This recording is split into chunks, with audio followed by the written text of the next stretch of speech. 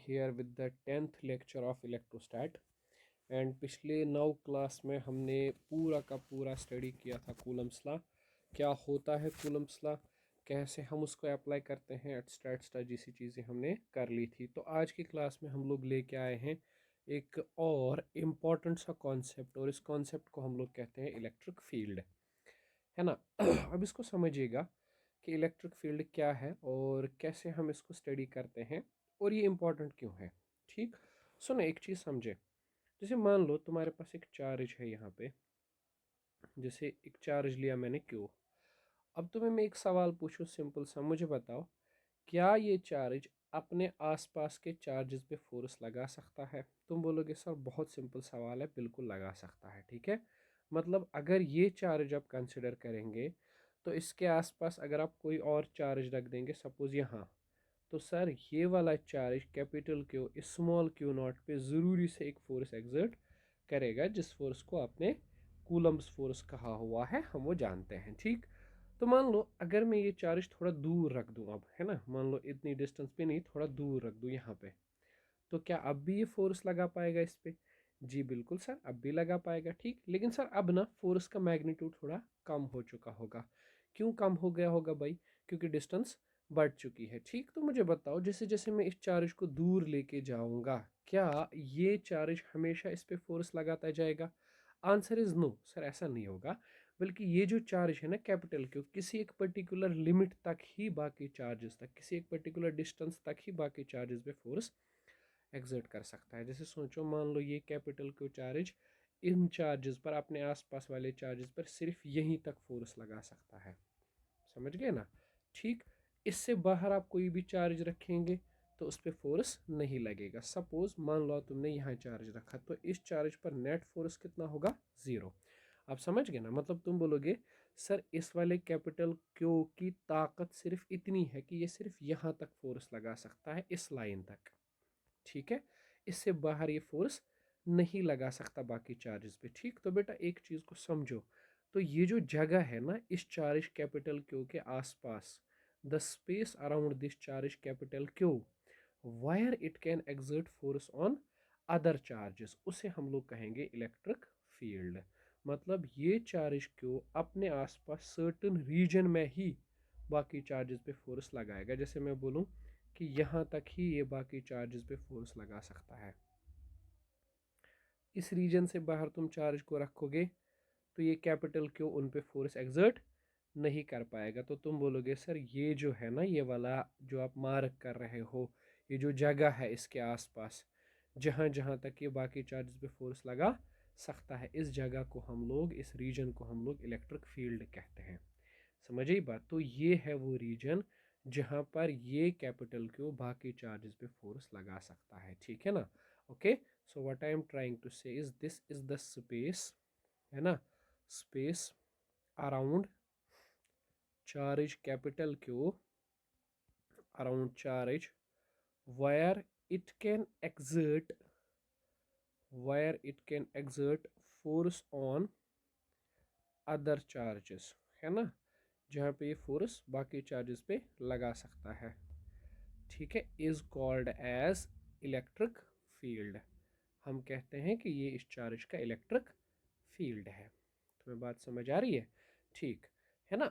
मतलब इस रीजन में तुम कहीं पर भी, यहाँ पे कहीं पर भी चार्ज रख दो तो उस चार्ज पर ये वाला कैपिटल क्यों ज़रूरी से फोर्स लगाएगा, है ना। हाँ, इस रीजन के बाहर रख दोगे ना चार्ज क्यू नॉट या कोई भी चार्ज, उस पर फोर्स कितना होगा इसकी वजह से? ज़ीरो। ठीक, तो ये है बेसिकली इसके फील्ड की बाउंड्री, यहीं तक ये चार्ज लगा, फोर्स लगा सकता है बाकियों पे। तुम्हें बात समझ आई?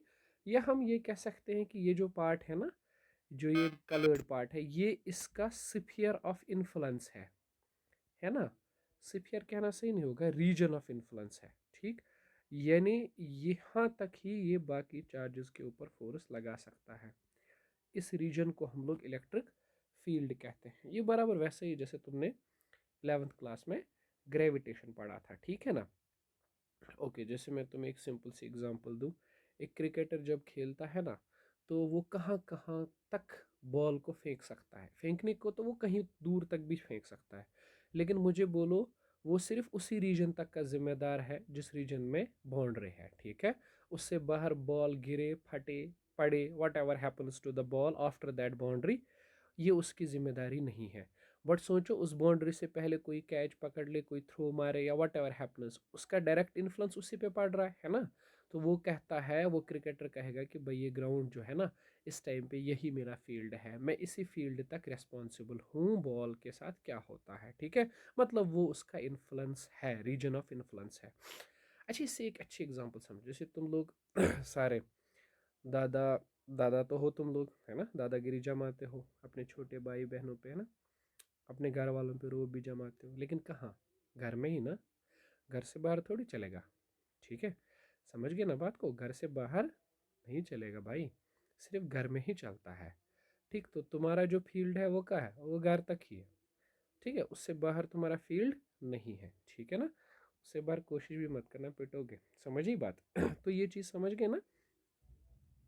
तो ये जो मैंने मार्क किया, ये क्या है, ये फील्ड है, किसका फील्ड है, इस कैपिटल क्यू का, ठीक है। तो हम इसको कहेंगे, इस कैपिटल क्यू को सोर्स चार्ज। सोर्स चार्ज मतलब इसने फील्ड जनरेट किया है। और ये जो बाकी क्यों नॉट यहाँ रखे हुए हैं, ये क्यों है यहाँ, सर ये तो बस मैं ऐसे ही लेके आया था टेस्ट करने के लिए कि फील्ड है या नहीं, ठीक। तो इनको बोलेंगे टेस्ट चार्जेस। क्या बोलेंगे, टेस्ट चार्जेस। जैसे मैं एक एग्जांपल दूं तुम्हें, यहाँ एक चार्ज है क्यों, है ना। मैं तुमसे पूछूं ज़रा बताओ यहाँ इस चार्ज का फील्ड है कि नहीं। तुम बोलोगे सर एक काम करते हैं, यहाँ एक चार्ज रखते हैं क्यों नॉट, ठीक। अगर इस चार्ज पे फोर्स लगा, कौन सा फोर्स, इलेक्ट्रोस्टैटिक फोर्स, तो सर इस चार्ज का फील्ड यहाँ भी है ना। मान लो इस पे फोर्स लगा एफ ही, तो तुम बोलोगे सर बिल्कुल ये चार्ज जो है ना, स्मॉल क्यू नॉट, ये बेसिकली इसके फील्ड के अंदर है। तुम्हें बात समझ आ रही है, ठीक। मतलब ऐसे समझा करो तुम, जैसे ही कोई चार्ज तुम रख दोगे ना नीचे, जैसे तुमने कोई चार्ज यहाँ पे रखा, ये चार्ज तुरंत इमीडिएटली अपने आसपास एक रीजन बनाएगा जहाँ जहाँ पर ये बाकी चार्ज पे फोर्स लगा सकता है। मतलब मैं तुम्हें बोलूँ ना, ये रीजन अपना कुछ ऐसे क्रिएट करेगा, चार्ज तुमने रखा, ये अपना रीजन ऐसे क्रिएट करेगा, ये इसके आसपास का रीजन है जहाँ पर ये बाकियों पे फोर्स लगाएगा, ठीक है। इस तरह से ये फील्ड रीजन बढ़ाता है अपना, ऐसे करके, समझिए बात। लेकिन मैं तुम्हें एक बात बोलूँ ना, इस तरह से तो इसका फील्ड बढ़ता है, जैसे तुमने रखा, बस इसने फील्ड क्रिएट करना शुरू किया, इसने वो जगह सिलेक्ट करना शुरू कर दी जहाँ जहाँ पर ये बाकियों पे फोर्स लगाता है, ऐसे। लेकिन ये जो फील्ड का प्रोपोगेशन होता है ना, यानी फील्ड का जो फैलना है, अब मैं तो धीरे धीरे कर रहा हूँ, तुम देखो मैं धीरे धीरे हाथ चला रहा हूँ ऐसे, ठीक है, ऐसा नहीं होता। फील्ड एक्सपेंशन हमेशा with the speed of light होती है, समझिए बात। फील्ड एक्सपेंशन किस स्पीड से होती है, with speed of light. Field expansion with speed of light होती है, समझिए बात, with the speed of light. यानी 3 × 10⁸ मीटर पर सेकंड के अंदर फील्ड का एक्सपेंशन होता है, ठीक है। जैसे तुमने यहाँ एक चार्ज रख दिया, ठीक। अब मैंने यहाँ एक चार्ज रखा क्यू नॉट, ये कैपिटल क्यू है, ये डिस्टेंस आर है। मैं तुम्हें बोला बताओ, यहाँ पर जैसे ही मैंने चार्ज रखा t=0 पे, मैंने यहाँ चार्ज रखा है, प्लेस्ड एट t=0, तो बताओ कितने टाइम बाद इस वाले क्यू नॉट पे फोर्स लगेगा, ठीक है, इमीडिएटली लगेगा, ठीक है। अच्छा एग्जैक्टली कितने टाइम लगेगा, t= फील्ड फैलेगा, लेकिन किस डिस्टेंस, किस स्पीड से, c से, यानी 3 × 10⁸ से। तो मुझे बताओ यहाँ पर कितनी देर बाद फोर्स फील हो जाएगा, इस इस इसका फील्ड यहाँ कितनी देर तक पहुँचेगा, व्हाट आई मीन टू से, है ना। मतलब ऐसे पहुँचेगा ना फील्ड, तुम सोच के तो देखो, फील्ड ऐसे बनेगा, बनाया गया फील्ड ऐसे ऐसे करके, और वो फील्ड चल रहा है चल रहा है चल रहा है चल रहा है, अब वो क्यू नॉट के पास पहुँचेगा। और बोलो कितने टाइम बाद वो क्यू नॉट के पास पहुँच जाएगा। तो तुमने कहा सर सिंपल, t=डिस्टेंस, distance is r upon c speed of light, यानी distance r upon speed of light is 3 × 10⁸। अब ये स्पीड ऑफ लाइट बहुत ज़्यादा है, इसीलिए टाइम बहुत कम होगा, यानी विद इन नो टाइम, या तुम कह सकते हो इमीडिएटली, ये फील्ड क्यू नॉट तक पहुंच जाएगा, ठीक है। और ये कैपिटल क्यू तुरंत इस क्यू नॉट पे फोर्स एक्सर्ट करेगा। तुम बात समझ रहे हो ना, ठीक है, सिंपल सी बात है, कुछ खास नहीं है, ठीक है ना। ओके, तो ये फील्ड का एक इंट्रोडक्शन है, ठीक है। अगली क्लास में हम फील्ड को आगे लेके जाएंगे।